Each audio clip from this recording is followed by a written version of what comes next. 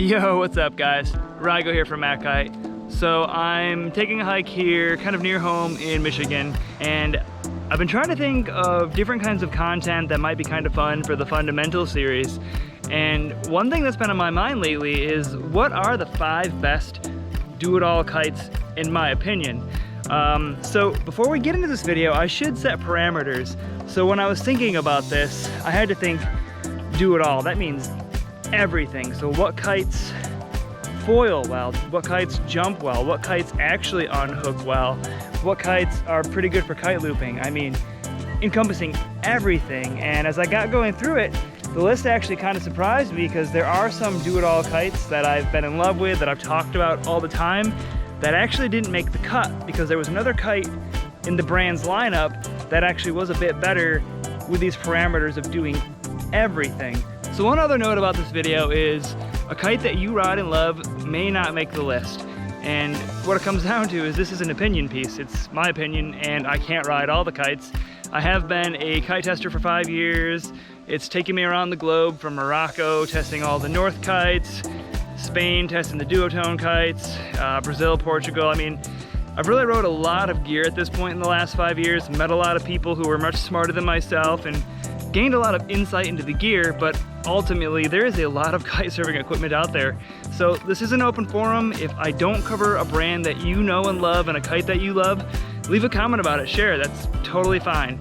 So on to the point, one other thing, this is not in any particular order, so I'm not ranking these kites in order because there are things that are good about each kite, and I will touch a little bit on each kite on kind of what it's good for, maybe what it's not so good for in comparison to the other kites on the list. And this should be an interesting one, so let's get to it.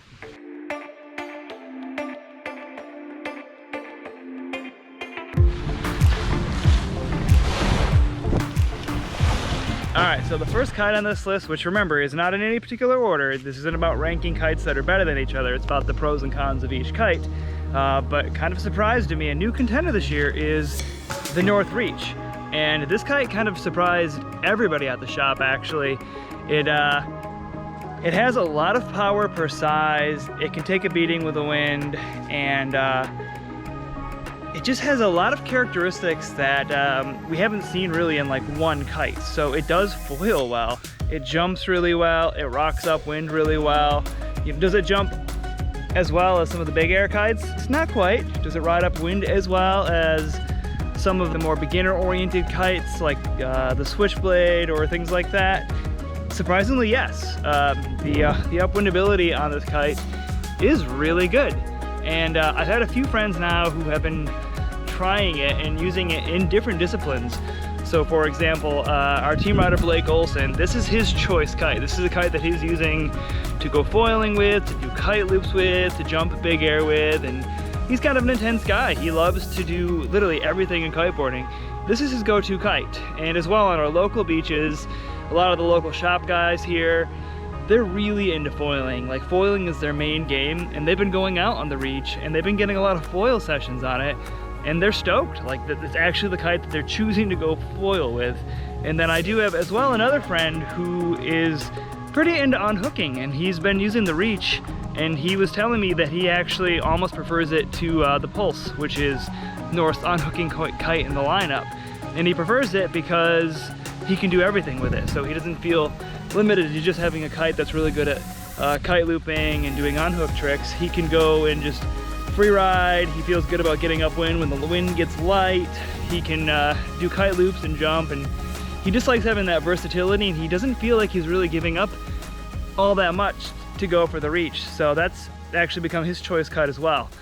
So number 2 on the list, and this one actually surprised me. I was thinking about one of my favorite brands, Cabrinha, and I've been in love with the Switchblade for years, but with these parameters, I had to go with the Cabrinha Moto. And the reason I went with the Moto is because it is a do-it-all kite. Fact of the matter is, if I were gonna go foiling, I probably wouldn't pick a Switchblade. But if you're somebody who wants to do all these things we talked about, everything, the Moto, it's actually a really good choice. It has okay low end, it loops really well, top performer for like waves and foiling. It actually works really good. It's not the drifter, but it does work really well in these other categories. So from an all-around standpoint, covering every facet of kiteboarding, the Moto is actually probably their best do-it-all kite. And I guess just to cover some finer points on it, if you are into unhooked riding, it's just okay. I would much rather be on the FX, to be honest, if I were gonna pick a Cabrinha kite for that particular thing, simply because that's just one of the best kites for looping and powered unhooked riding. But from a do-it-all standpoint, the Moto would be the go-to kite from their lineup. So number 3 on my list is actually my choice kite, and that is the Slingshot RPM. And I've been using this kite for a while, and I kind of like the joke that it's the okayest kite that I've ever flown. It's not the best kite in any particular category, but for the specific things that I like to do, the kind of riding that I like to do, it has been an incredible all-around kite. As far as the foiling and the waves, this might be the weakest contender on the list in those aspects. When I do go foiling, I actually reach for an SST. I just prefer having that driftability, that wave performance. So going out like on a 7 or a 9 SST is kind of key for me when I'm hydrofoiling. But the RPM, it does work. You can totally do it. I think for waves, it's actually an underrated kite. So it's definitely not a wave kite. Don't expect it to really drift, but it does have a really responsive edge. So when you're carving on a wave, if you're an experienced kite flyer, you can really set that kite to where you want it and work it and move it in the waves, because it is such a responsive kite, but not so responsive like a pure freestyle kite that's going to overreact when you kind of put an edge into it. It's a good balance for that rider who likes to get in the waves occasionally. It's not your main game, but you do want to do a bit of everything else. So the current iteration, the more modern version of the RPM, it jumps really well. It's got a ton of grunt, so it rides upwind really well. Probably the best unhooking kite on this list. I would say hands down, if freestyle is something that you're into, park style, doing things of that nature, doing more powered unhooked riding, the RPM is a top contender on the list for that particular side of kiteboarding. And then its weaknesses fall when it comes to foiling and the waves. It's okay, it's good enough for me. So the next kite on this list is the Duotone Evo. And this is kind of a popular choice. I'm actually always surprised at the number of requests and comments that we get about reviews on it. And it was always like a battle because of the release dates with Duotone. They would release all their kites first and the Evo would come out later. So I'd be hammering out reviews on all the Duotone kites, and I'd have to wait a few months to actually get on the new Evo. And people were always hungry, like, hey, what's the new Evo like? Is this a good kite? But ultimately what the Evo is, it is that do-it-all kite. So it's actually very similar to the Moto. They're both 3-strut kites aimed at that rider who wants something faster, that they can kite loop with, that they can do everything with. I would say in comparison to the Moto, the Evo, it doesn't foil as well. Maybe it's not as good for the waves as the Moto, but in the other areas, it is better. So I would be happy to unhook on an Evo. I would be happier probably with jumping on an Evo. Back to back, this is hard to say. I'm not gonna say which one has more or less grunt because it's probably been a good year since I've used either kite now, and to be honest, I just can't remember which one has more low end.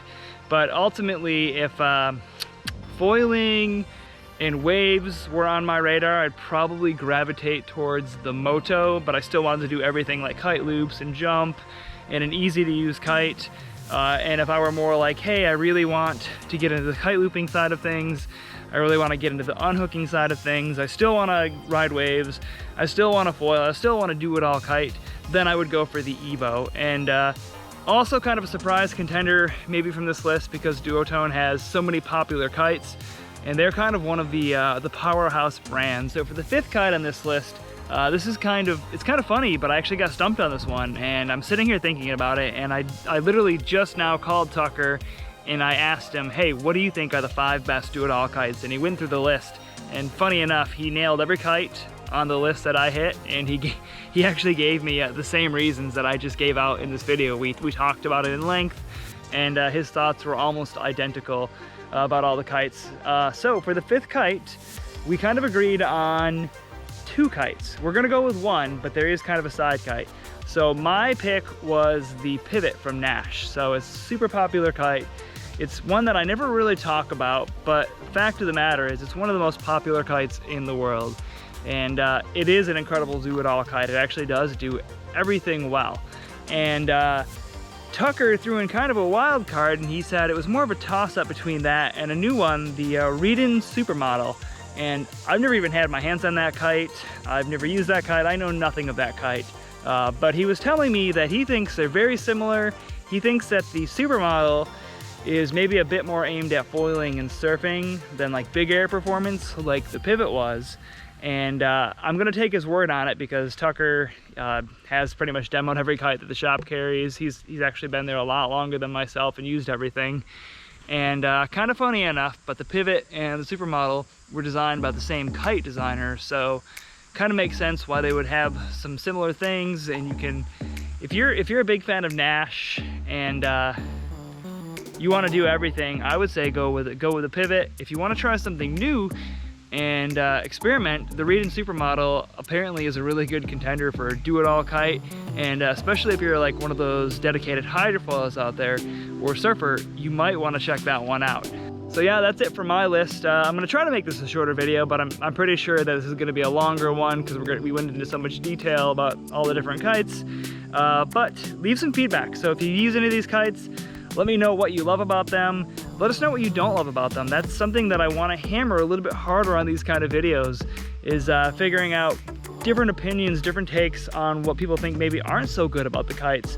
The whole goal of a lot of these videos is to help people gain more perspective, because I know you can't all try these different kites, you can't get them in your hands, you can't feel them.